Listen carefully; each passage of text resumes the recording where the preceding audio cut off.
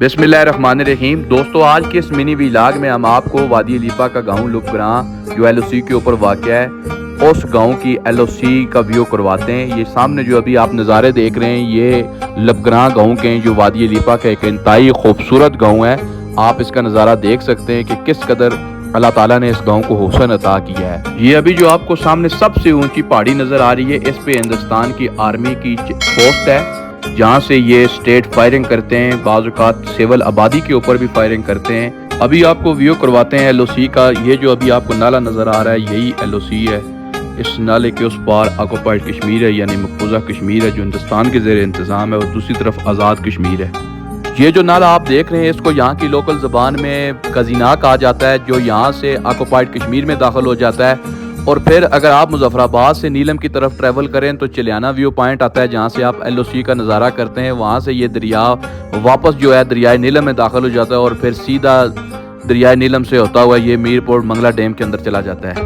अभी मैं मौजूद हूँ जी बिल्कुल एलओसी के ऊपर, यानी 0 पॉइंट के ऊपर। ये जो आप नाला देख रहे हैं, अगर आपको बता सकें ज़मीरुद्दीन गंजी साहब, तो ये एलओसी है, यही एलओसी है। ये नाला अगर उधर चला जाता है तो एलओसी उधर चली जाती है, अगर इधर आ जाता है तो इधर।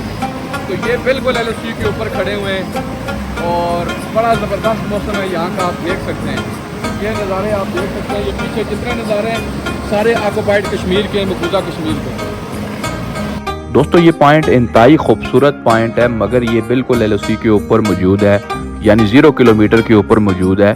तो इसलिए यहाँ सिर्फ मकामी अफराद को जाने की इजाज़त होती है, उसके अलावा किसी भी बाहर के बंदे को यहाँ जाने की इजाज़त नहीं होती।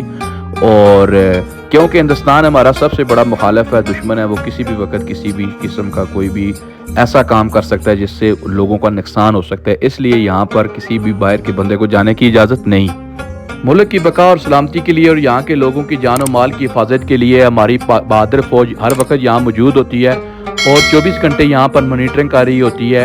अगर हिंदुस्तान किसी भी किस्म की जारियत यहाँ करता है तो उसको मुंह तोड़ जवाब दिया जाता है। एलओसी के रहने वाले ये बहादुर लोग भी अपनी अफवाज पाकिस्तान के शाना बशाना खड़े होकर हिंदुस्तान की हर किस्म की जारियत का मुंह तोड़ जवाब देते हैं। एलओसी के ऊपर जब हालात कशीदा होते हैं, फायरिंग होती है, तो ये गाँव सबसे ज़्यादा मुतासर होता है। इस गाँव के अंदर शायद ही कोई ऐसा मकान हो कि जो हिंदुस्तान की फायरिंग का निशाना ना बना हो। यहाँ के बहादुर लोग अपनी अफवाज पाकिस्तान के शाना बशाना खड़े हैं, और हिंदुस्तान की हर किस्म की जारियत का मुकाबला करने के लिए हर वक्त तैयार हैं। ये बहुत अच्छा व्यू पॉइंट है। यहाँ पर अगर दोनों ममालिक के दरमियान हालात बेहतर हों तो टूरिज़्म को बहुत फ़रोग़ मिल सकता है। यहाँ लोग अपनी फैमिलीज़ के साथ आकर टाइम स्पेंड कर सकते हैं, यहाँ कुकिंग कर सकते हैं, यहाँ कैंपिंग कर सकते हैं, क्योंकि ये कैंपिंग के लिए, कुकिंग के लिए बहुत आइडियल लोकेशन है।